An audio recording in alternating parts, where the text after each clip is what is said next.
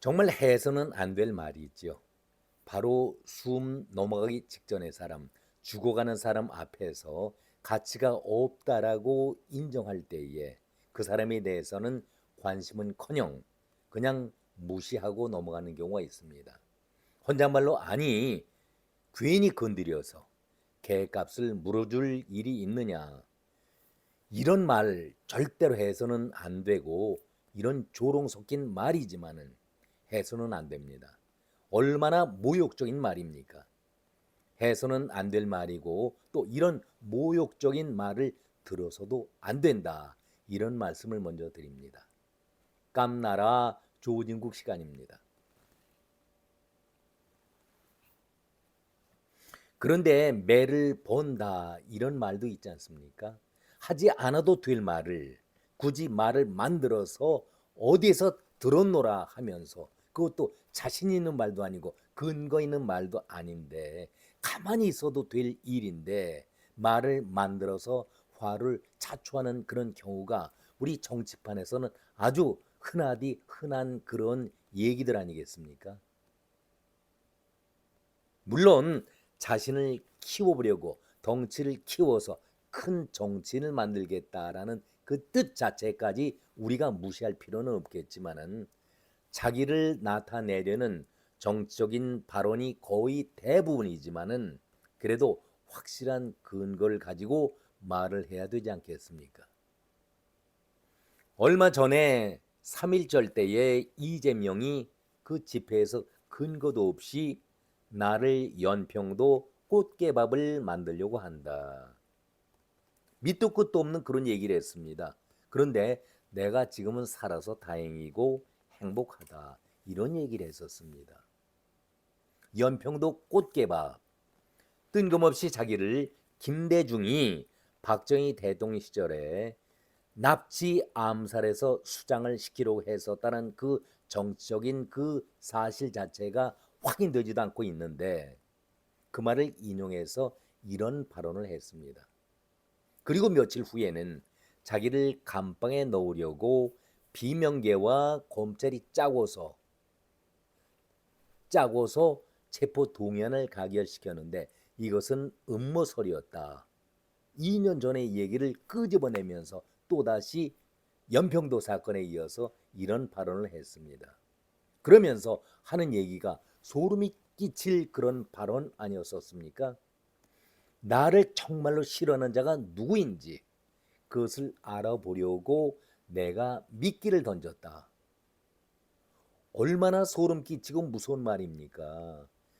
비명계와 검찰이 짜고서 자기를 감방에 보내려고 했다, 그 말 자체도 사실 여부를 떠나서 무서운 말 아니겠습니까? 그런데 어떤 자가 나를 진심으로 따르는 척하면서 배반하고 칼을 꽂고 있는지 그 속을 들여다보겠다, 그래서 내가 미끼를 던졌노라, 이런 말에 소름 끼치지 않을 사람이 있습니까?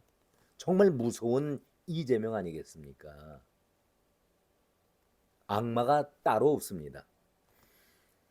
정치적으로 한솥밥을 먹고 있는 정치적인 동지를 향해서 피아를 구별하기 위해서 미끼를 던진다, 대단히 무서운 발언 아니겠습니까? 무서운 흉계가 아니겠습니까? 그러면서 입으로는 통합을 외치고 있지 않습니까?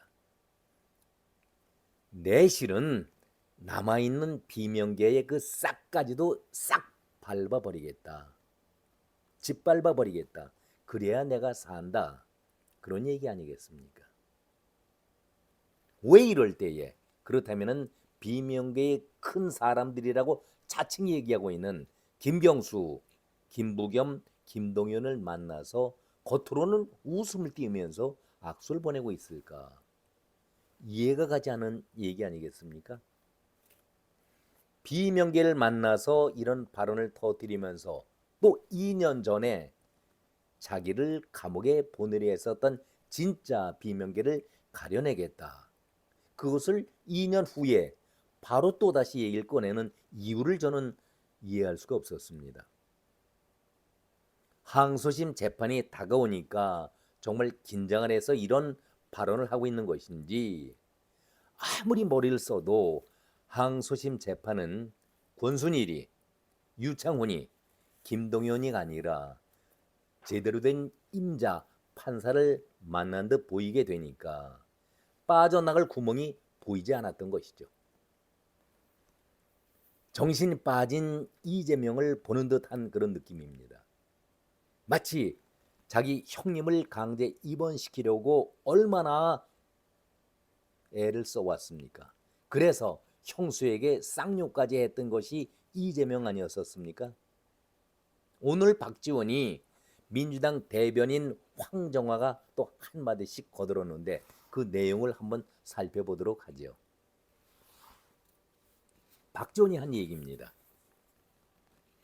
이재명에 대해서 암살 계획 제보와 관련해서 나도 어제 저녁에 조심하라는 문자를 받았다. 지금 이재명에 대한 암살 계획 제보가 들어와서 경찰이 신변 보호를 하고 있다. 이런 말과 함께 나도 어제 저녁에 그 문자를 받았다. 소련제 권총을 수입해서 암살 계획을 하고 있으니 너도 조심해라. 나서지 말아라. 이런 내용이었다. 이것을 박지원이 암살 제보라고 밝혔습니다. 그리고 민주당의 대변인 황정화, 공당의 대변인이라고 하면은 확실한 근거를 갖고 얘기를 해야 하는데 최근 많은 의원들이 이재명에 대해서 신변 위협 제보를 받았다. 러시아 권총을 입수해서 암살하겠다는 제보라며 경찰의 신변 보호 조치 요청을 검토하겠다. 이렇게 얘기를 했습니다. 암살 제보 있어서는 절대 안 되죠. 정치 보복을 하더라도 이러한 것은 아주 근절되어야 합니다. 사실 여부를 확실히 밝혀야 합니다. 근거도 없이 모함모략의 그런 음모설이라고 한다면 그 배후를 철저히 조사할 필요가 있습니다. 지금 헌재의 그 탄핵이 거의 결정 단계에 와 있다고 해서 여야가 초긴장 속에 기다리고 있지만은 조금 더 자기 쪽으로 유리하게 하기 위해서 근거 없는 낭설들을 퍼뜨리고 있는 그런 입장 아니겠습니까? 그런데 저는 만약에 박지원이 암살 제보도 나도 받았다라는 그 발언에 대해서 신빙성이 떨어진다 그런 생각이 드는 것은 왜 저만의 생각일까요? 아니 하고 많은 사람 가운데서 박지원이를 암살시켜서 얻을 정치적인 이득이 누가 있을까요? 박지원 제발 정신 차려주기 바랍니다. 암살 제보는 분명히 그 근본을 찾아서 뿌리를 뽑고 밝혀야 하는 것은 사실이지만 저는 박지원 암살 제보 나도 받았다라는 그 발언에 대해서 실소를 금할 수가 없었습니다. 그렇다면은 사실에 근거한 그런 제보가 아니라 이거 낭설 아닐까? 아니 기껏해서 박지원이를 암살 대상자로 삼는다. 거기서 얻는 이득이 무엇일까요? 그냥 넘어가지요. 자, 제 개인적인 생각이지만은 이재명 쪽으로 다시 연결시켜 보겠습니다. 항소재판 선고일 전에 이재명 스스로가 이제는 단식도 꼼수 단식도 해보고 여러 가지 다 핑계 다 대면서 재판도 연장시켜 왔었는데 이제는 막다른 골목 아니겠습니까? 이재명이 할 수 있는 일이 뭡니까? 암살 음모설까지 나왔었는데 저는 이재명이 항소재판 전후로 해서 병원에 가지 않을까. 박지원이가 오늘 암살 제보설 얘기하면서 휠체어 그리고 눈에 안대 끼고 거의 죽어가는 모습으로 했다가 재판 끝나고 나서는 그대로 코로나 오지 않았었습니까? 꼭 이런 모습이 재현되지 않기를 바라는 마음에서 이런 말씀도 한번 드려봤습니다. 너무나도 사실과 다른 가정 또는 일들을 자주 해왔기 때문에 이번에도 진실보다는 거짓이 앞서고 있지 않을까, 그런 생각을, 이것은 제 생각입니다. 그렇게 해봤습니다. 여러분, 꼼수단식 기억나십니까? 연평도 꽃게밥에 이어서 암살 사건, 도대체 이재명을 대한민국에서 정적으로 여길 만한, 이재명을 평가하고 있는 사람들이 과연 얼마나 될까요? 이재명이 그렇게 큰 정치인입니까?